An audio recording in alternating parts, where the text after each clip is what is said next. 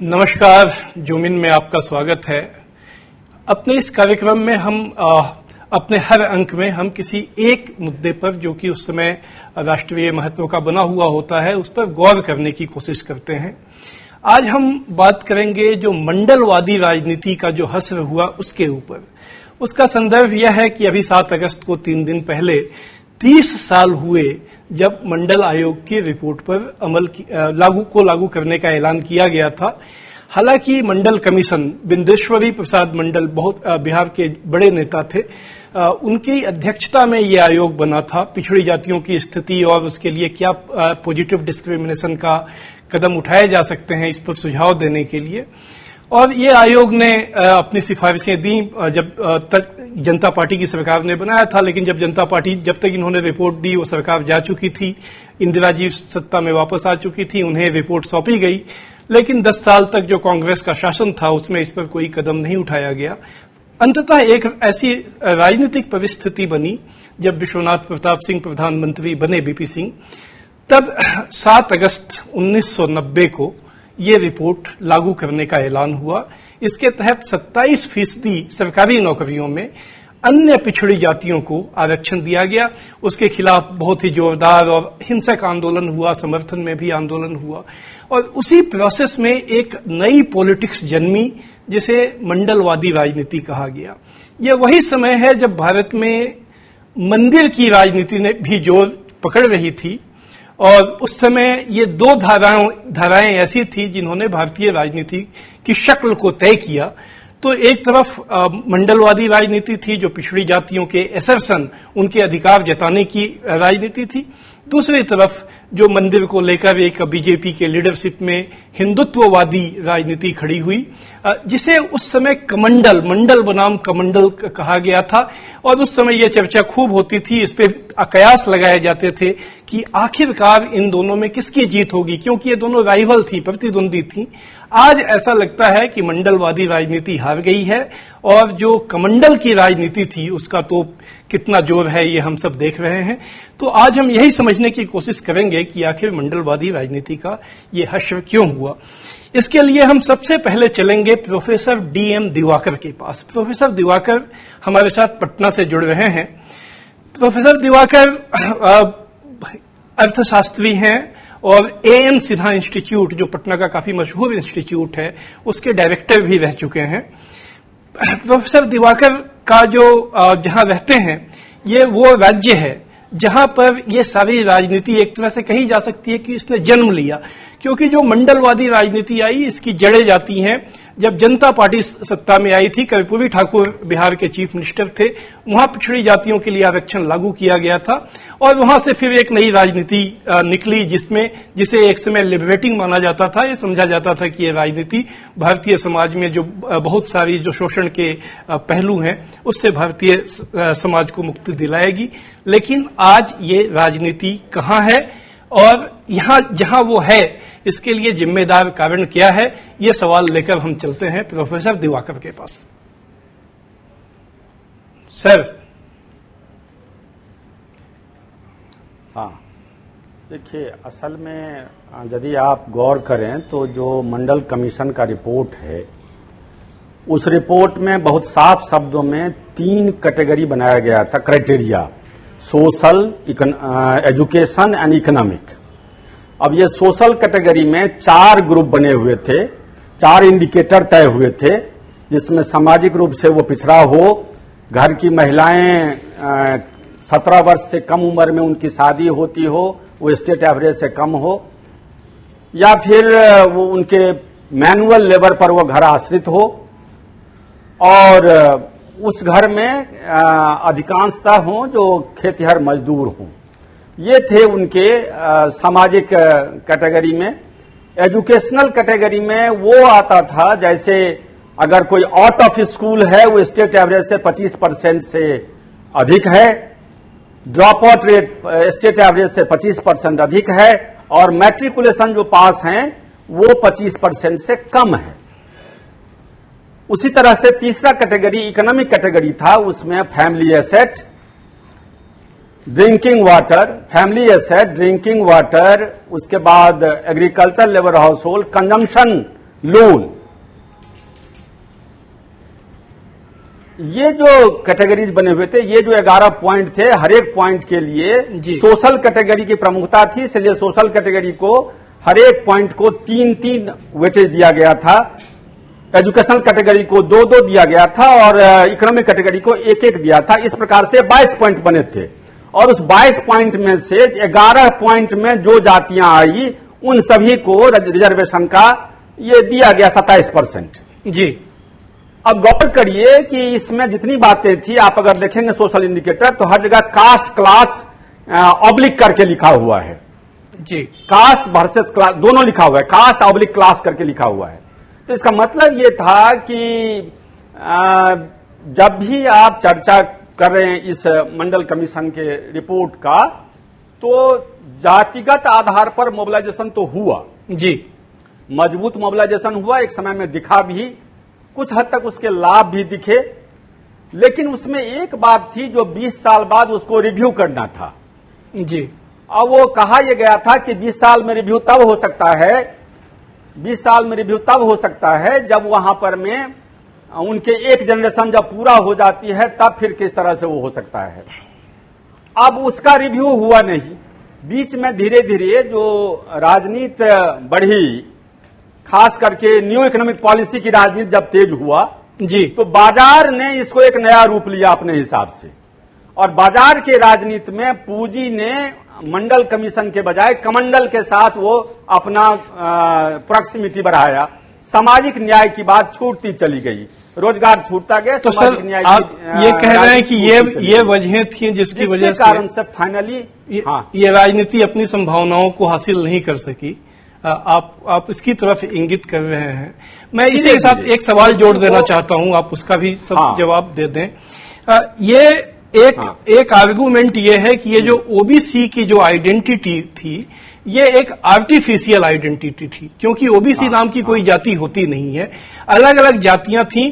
और जब भारतीय जनता पार्टी ने अपनी एक ग्रैंड सोशल स्ट्रेटेजी अपनाई, तो उसने उन छोटी छोटी जातियों की अपनी आइडेंटिटी देकर ये जो एक बड़ी आइडेंटिटी ओबीसी की बनाने की कोशिश हुई थी, जो एक समय तक सफल होती हुई दिख रही थी, उसे नाकाम कर दिया।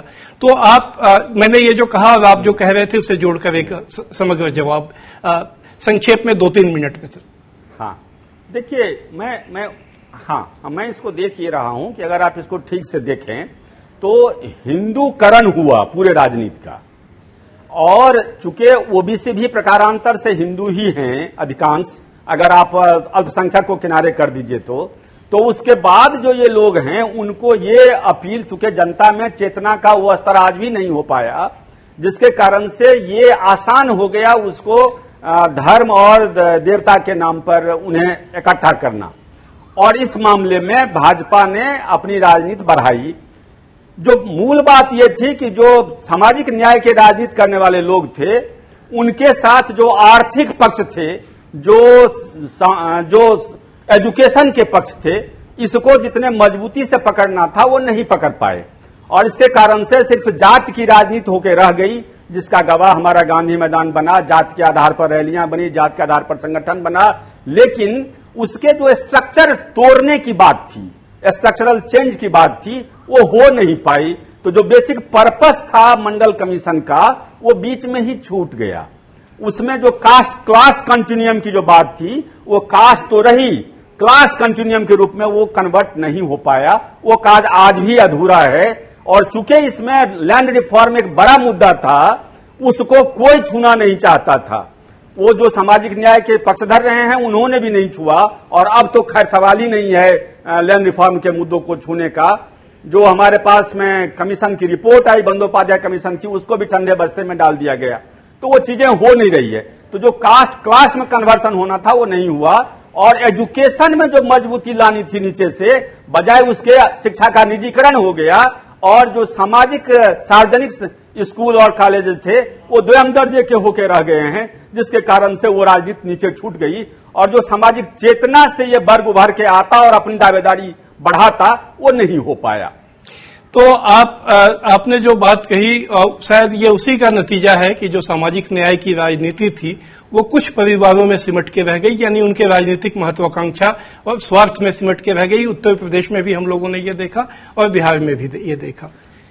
इस पर एक छोटी सी टिप्पणी सर, 1 मिनट में। देखिए, नहीं, मैं इसको थोड़ा तो अलग से देखता हूं। वो इसलिए नहीं कि वो परिवार में सिमट के रह गया, वो तो कोई नहीं बचा हुआ है, हर जगह परिवार ही है और उनके वारिस ही काम कर रहे हैं। अब आप वो हर पार्टी में देख सकते हैं, उसका अंतर नहीं है। लेकिन मूल बात यह है कि मुद्दे से भटक के यदि आप पॉपुलर जाति और धर्म की राजनीति करने लगेंगे तो जो स्ट्रक्चरल ट्रांसफॉर्मेशन है वो नहीं हो पाएगा, जो नहीं हुआ। अगर शिक्षा में सुधार हुआ होता तो ये नौबत नहीं आती, यदि लैंड रिफॉर्म हुआ होता तो ये नौबत नहीं आती। ठीक है सर, कारण से ये हुआ है। आपने सर अपना बहुत ही महत्वपूर्ण समय और पर्सपेक्टिव दिया हम लोगों को, इसके लिए आपका बहुत बहुत धन्यवाद। तो कुल मिलाकर मंडल आयोग की रिपोर्ट लागू हुई और वो नहीं भी लागू हुई क्योंकि उसकी बहुत सारी सिफारिशों पे अमल नहीं किया गया। वो क्या सिफारिशें थी जिन पे अमल नहीं किया गया, इस पर हम बातचीत के लिए चलेंगे नवेंदु सिन्हा के पास, जो कि हमारे प्रतिनिधि हैं पटना में। लेकिन आज वो हमारी प्रतिनिधि की हैसियत से नहीं बल्कि मंडल आयोग की रिपोर्ट पर अपना एक विशेष काम किया है। उन्होंने अपने काम उन्होंने डॉक्यूमेंट तैयार किया अपनी तरफ से। तो हम उसके आधार पर यह जानना चाहते हैं कि नवेंदु जी, अभी प्रोफेसर दिवाकर जो कह रहे थे वो तो आपने सुना ही होगा, आपके हिसाब से कुछ बातें आप रेखांकित करें जो होनी चाहिए थी और नहीं हुई। सत्यन जी, देखे कुल जो है सिफारिशें जो हैं वो 40 पॉइंट थे जो मंडल कमीशन की सिफारिशें थी, और उन 40 सिफारिशों में कायदे से कहें तो 2 ही सिफारिश जो है उस पर जो है वो सरकार ने ध्यान दिया और उसे लागू किया। बाकी सिफारिशें जो है धरी की धरी रह गई। और वो 2 सिफारिशें जो हैं, एक तो है कि सामाजिक तौर पर जो आरक्षण है वो नौकरियों 2 बिंदु थे कि नौकरियों में ओबीसी को आरक्षण और साथ ही साथ केंद्रीय स्तर पर शैक्षणिक आरक्षण जो कि नामांकन में उन्हें देने थे। लेकिन जो बाकी मुद्दे थे वो छूट गए और जो सिफारिशें थी उसमें ये साफ तौर पर कहा गया था कि मुकम्मल तौर पर ये पूरी मंडल कमीशन की सिफारिशें लागू होगी, ये एक सामाजिक परिवर्तन का वाहक बनेगा और उसके बाद इसकी समीक्षा की जाएगी। तो 2 सिफारिशें लागू की आपने, बाकी महत्वपूर्ण सिफारिशें लागू नहीं की। समीक्षा की बात तो होती रही बीच बीच में कि अब साहब बहुत ज्यादा समय हो गया, समीक्षा होनी चाहिए। लेकिन किसी राजनीतिक दल ने, किसी राजनीतिक विचारधारा ने, केंद्र में बैठी सरकार ने या फिर राज्यों की उन सरकारों ने जो मंडल कमीशन को लागू किया, बाद के समय में भी सत्ता में रही, उन्होंने बाकी सिफारिशों का क्या होगा, वो लागू होंगी या नहीं होंगी, इसकी सूझ नहीं ली। अब मैं आपको एक संक्षेप में बताना चाह रहा हूं कि 2-3 सिफारिशें उसमें ऐसी महत्वपूर्ण थी जो क्यों नहीं लागू हुई वो समझा जा सकता है। और शायद इस कारण से जिन सरकारों ने लागू नहीं किया, आज नहीं लागू करना ही उनके लिए भारी पड़ रहा है। और यही वजह है जो आपने कहा कि मंडल के बजाय कमंडल भारी पड़ता जा रहा है। जैसे एक सत्यन जी मैं बताऊं कि एक सबसे महत्वपूर्ण सिफारिश थी, वो है कि प्रगतिशील भूमि सुधार कानून जो है वो सब जगह लागू करना, राज्यों में लागू करना। और प्रगतिशील भूमि सुधार कानून नहीं लागू हुआ। बिहार एक, जहां के बीपी मंडल बिहार से आते रहे हैं, बिहार जो है भूमि सुधार कानून लागू करने वाला पहला राज्य था, लेकिन प्रगतिशील भूमि सुधार कानून मंडल की सिफारिश के अनुसार नहीं लागू हुआ। बंदोपाध्याय समिति की कमेटी जो बनी भूमि सुधार लागू करने के लिए नीतीश कुमार के जमाने में, नीतीश कुमार ने उस समिति की रिपोर्ट को ही पेंडिंग में डाल दिया है, इसलिए कि उसके बाद जो उपचुनाव हुए उन उपचुनावों में इसका असर देखने में आया और उन्हें लगा कि जो है भूधारियों के वोट जो है, सवर्ण जातियों के वोट जो है वो बिखर गए। तो इस तरीके से देखिए एक भूमि सुधार महत्वपूर्ण कानून था। दूसरा था कि जो औद्योगिक स्तर पर छोटे मझोले जो उद्योग हैं उनको जो है डेवलप करना था इस आरक्षण में। गांव में जैसे बर्तन बनाने वाले, तेल निकालने वाले, तो इस तरीके से जो छोटे लघु उद्योग हैं, ग्रामीण उद्योग हैं, इस तरह की सहायता ओबीसी के अभ्यर्थियों को मुहैया कराई जानी चाहिए थी। ये सिफारिश में किया गया था, लेकिन ये भी नहीं हुआ और इसके लिए विशेष व्यवसायिक प्रशिक्षण देने की ठीक है बात थी। नरेंद्र जी, समय की काम थोड़ी भी नहीं हुआ। कमी है। आप अगर 30 सेकंड में अपनी बात समाप्त करें। जी जी, तो बस मैं ये कहना चाह रहा हूं कि इस तरीके से जो तमाम बाकी सिफारिशें थी जो कि गांवों में जनजीवन से जुड़ी हुई थी, ओबीसी के जनजीवन से जुड़ी हुई थी, साथ ही साथ एक बड़े सामाजिक परिवर्तन का वो हथियार बनती, वो नहीं हुआ। ऐसे में जो है अब कमंडल की राजनीति जो है वो अगर आ रही है, तो कमंडल की राजनीति के सामने जो पूरा एक सामाजिक उभार या पिछड़ा उभार था, वो आज स्थिति में नहीं है कि वो फाइट कर सके। ठीक है, ये एक सबसे बड़ी वजह है। तो जरूरत है कि उन सिफारिशों को लागू किया जाए, न कि समीक्षा किया जाए। आपने बहुत अच्छे ढंग से चीजों को रखा। मंडलवादी और कमंडल राजनीति सामने आई थी, उसमें क्यों मंडल राजनीति पर आज कमंडल एक तरह से हावी हो गया है, भारी पड़ गया है। इसके कुछ और पहलुओं को समझने के लिए अब हम चलेंगे प्रोफेसर अजय गुडावर्ती के पास। जेएनयू के प्रोफेसर हैं, पॉलिटिकल साइंटिस्ट हैं और आइडेंटिटी पॉलिटिक्स और इस तरह की जो राजनीतिक जो धाराएं हैं उसका उन्होंने खास अध्ययन किया है। प्रोफेसर गुडावर्ती, आपका स्वागत है। सर, अभी 3 दिन पहले मंडल कमीशन की रिपोर्ट को लागू हुए 30 साल हुए। अगर मैं बात यहां से शुरू करूं कि 30 साल बाद इसने जो संभावनाएं जताई थी, उसको अगर हम लोग ध्यान में रखते हुए इसका एक आकलन करें, एक जायजा लें, तो आप ये जायजा किस तरह से लेंगे? देखिए, 30 साल का जो मंडल कमीशन रिपोर्ट का जो इम्प्लीमेंटेशन हुआ, उसमें से तो ये बहुत साफ उभर के आया कि बैकवर्ड कास्ट इश्यूज एजेंडा पे आए हैं बहुत क्लियरली। और उसके बाद जो इम्प्लीमेंटेशन हुआ, एक नया मिडिल क्लास जो है बैकवर्ड क्लास में सामने आया है बहुत क्लियरली। अभी हम लोग सब डिवीजन का जो है नया बात कर रहे हैं। तो एक ओबीसी पॉलिटिक्स का जो रूपांतर हुआ है कि पहले से लेके अभी तक एक सोशल जस्टिस एजेंडा उभर के आया था। रीजनल पार्टीज जो है, समाजवादी पार्टी, बीएसपी जैसा पार्टीज उत्तर प्रदेश और अन्य राज्यों में मजबूत हुए हैं। तो एक सोशल जस्टिस का जो है बहुत बड़ा इश्यू आया था। लेकिन 1990 का जो आप रेफर कर रहे हो, उस 1990 में हम हिस्टोरिकली चले गए तो वहां 3 पहलू में थे। सोशल जस्टिस जो है रीजनल पार्टीज के साथ का एजेंडा था, एसपी बीएसपी जैसा पार्टीज का। बीजेपी का जो है कमंडल Hindutva, caste Hindu majority, cultural majority का एजेंडा था। और कांग्रेस का था इकोनॉमिक रिफॉर्म्स। 1990 से जो हिस्ट्री है, ये तीनों पहलुओं के बीच का जो टेंशन है, जो तीनों भिन्न रूप का आइडिया ऑफ इंडिया लेके चला था, 3 different angles to the idea of India. 2004 से 14 तक जो इकोनॉमिक डेवलपमेंट हमें मिला है, ऐसा लगता है कि प्रोफेसर गुडावर्ती से हमारे संपर्क में कुछ दिक्कत आ रही है। हम अभी जल्द से जल्द उनके पास वापस जाने की कोशिश करेंगे।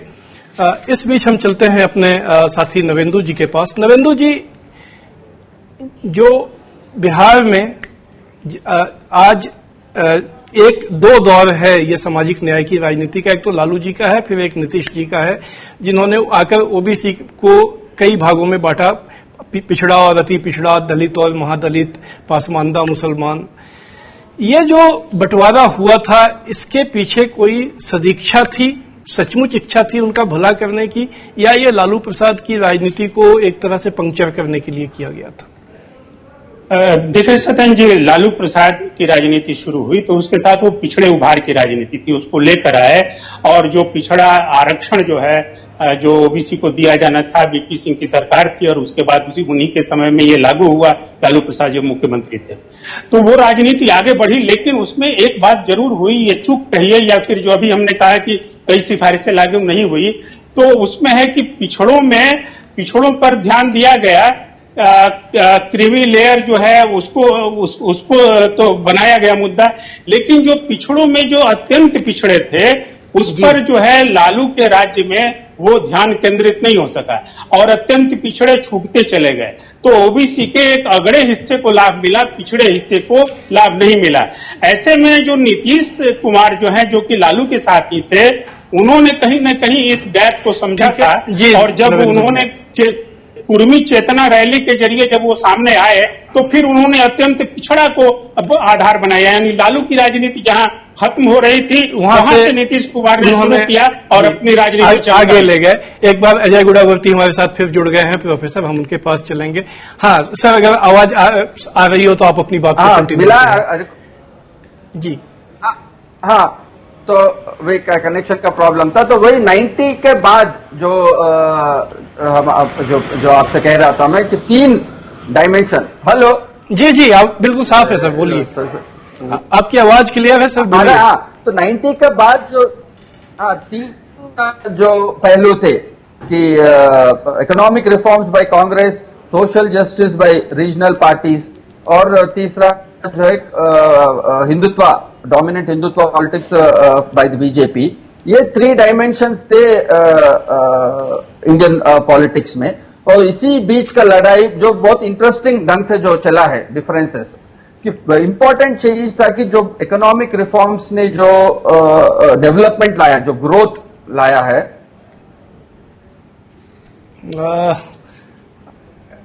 ऐसा लगता है कि आज कनेक्शन काफी साथ नहीं दे रहा है। प्रोफेसर गुड़ावर्ती हमारे साथ जेएनयू से जुड़े हुए हैं, लेकिन एक बार फिर से हमने उन्हें खो दिया है। हम फिर एक बार से चलेंगे नवेंदु जी। अच्छा, आ गए तो चलिए सर, आप सर कंटिन्यू कीजिए आप जो कह रहे थे। आवाज आ रही है अजय जी? हेलो। हाँ जी जी जी, आप अपनी बात रहेगा, आ रहा है? जी जी, आप अपनी बात कंटिन्यू करें जी। तो यही मैं ये टेक्निकल ये हो रहा है कि ये ग्रोथ जो आया है, आवाज सुनाई दे रहा है? जी हाँ, जी जी जी सर, समय कम है सर अब। जी आप अपनी बात कहें जी। हाँ, तो जो ग्रोथ लेके आया है कांग्रेस का, जो इकोनॉमिक रिफॉर्म से जो ग्रोथ आया है, 8% से जो इंडिया ग्रो किया है, उसके वजह से बहुत सारा सोशोलॉजिकल चेंजेस आने लगा है इंडिया में। जो रूरल टू अर्बन मूवमेंट हुआ है, सबसे ज्यादा बेनिफिट जो है ओबीसी कम्युनिटी को हुआ है in what ever way.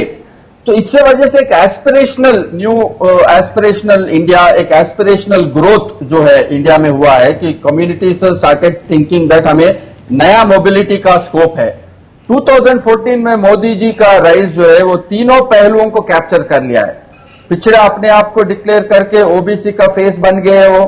2002 Gujarat red का बस हिंदुत्व और मेजोरिटेरियन पॉलिटिक्स का फेस बन गए, और गुजरात मॉडल का जो उन्होंने बात किया उससे जो है इकोनॉमिक ग्रोथ और डेवलपमेंट का भी उनका फेस बन गया। तो 2014 in one sense was a culmination of all the 3 agendas. तीनों मुद्दों को लेके जो है मोदी जी का जो है हिंदुत्व राइज हुआ है। तो हिंदुत्व राइज ये सिर्फ हिंदू मेजोरिटी का राइज नहीं है, इसमें एक सोशल जस्टिस का एजेंडा है अंदर।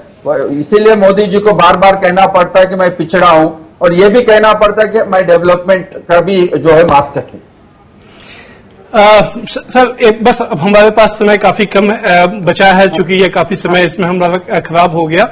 आखिर में मैं आपसे 1 मिनट में आपसे जवाब चाहूंगा, क्या ये जो ओबीसी पॉलिटिक्स थी, जो मंडलवादी पॉलिटिक्स थी, वो एक होलिस्टिक सेंस ऑफ जस्टिस, जिसमें क्लास, जेंडर, सारे जस्टिस के लिए वो एक कोई एजेंडा देती, ऐसा करने में वो नाकाम रही, और ये उसकी नाकामी की वजह है? बिल्कुल सही कह रहे हैं आप कि ओबीसी पॉलिटिक्स, ये सारा कास्ट पॉलिटिक्स का ये लिमिटेशन रहा है इंडिया में कि larger class agendas, larger unification of various subordinate sections में नाकाम हो गया। आज का जरूरत है, जैसा न्यू इकोनॉमिक पॉलिसी आया है, आज का जरूरत है हमें एक कॉमन नेबरहुड स्कूलिंग, सबके लिए विकास, सबके लिए शिक्षा का एक एजेंडा लेके आना है। लेकिन ये क्या ओबीसी का मुद्दा बन सकता है इस देश में? क्योंकि सबसे ज्यादा बेनिफिट ओबीसी तो होने वाला है, लेकिन क्या OBC movement common neighbourhood schooling, complete private schooling का रद्द करके जो पब्लिक स्कूलिंग इस देश में, क्वालिटी एजुकेशन सबके लिए होना चाहिए, क्या ओबीसी मूवमेंट इस मुद्दे को उठाने के लिए रेडी है? अगर नहीं है तो हमें उसमें जाना है कि क्यों सोशल जस्टिस एक लिमिटेड नैरो थिंकिंग अंदर लिमिटेड और हो चुका है। जी सर, आपने अपना समय दिया, इसके लिए आपका काफी हम आभारी हैं। तो आज हम लोगों ने जूम इन में बात की ओबीसी पॉलिटिक्स, जो कि मंडलवादी राजनीति जिसे कहा गया था। बीपी मंडल कमीशन के चूंकि ये लोग समर्थक थे, तो उस वजह से वो आज 30 साल में कहां पहुंची। जाहिर है वो आज बहुत अच्छी स्थिति में नहीं है, और उसकी जो वजह हैं वो खुद इस पॉलिटिक्स के भीतर में ही मौजूद हैं, क्योंकि वहां पर जो एक तो मंडल कमीशन की जो रिपोर्ट थी उस पर पूरी तरह से अमल को उन्होंने अपना एजेंडा नहीं बनाया। उन्होंने बहुत छोटी बातों को अमल करके एक जातीय राजनीति की जो ताकत बनी उससे वो राजनीति करने में अपने को उन्होंने समेट लिया। और दूसरी जो उसके आगे क्लास पॉलिटिक्स, एक होलिस्टिक जस्टिस, जेंडर पॉलिटिक्स, तमाम तरह की जो जस्टिस है उसको अपने एजेंडे में शामिल करने में वो नाकाम रहे। नतीजा है कि आज वो पराजित हालत में दिखते हैं, और जिस कमंडल राजनीति से उनका उस समय प्रतिद्वंदिता शुरू हुई थी, आज वो सारे देश पर हावी दिखती है। आज जूम इन में बस इतना ही। जूम इन के अगले अंक में हम फिर आएंगे और फिर किसी एक महत्वपूर्ण मुद्दे पर बात करेंगे। आज नमस्कार।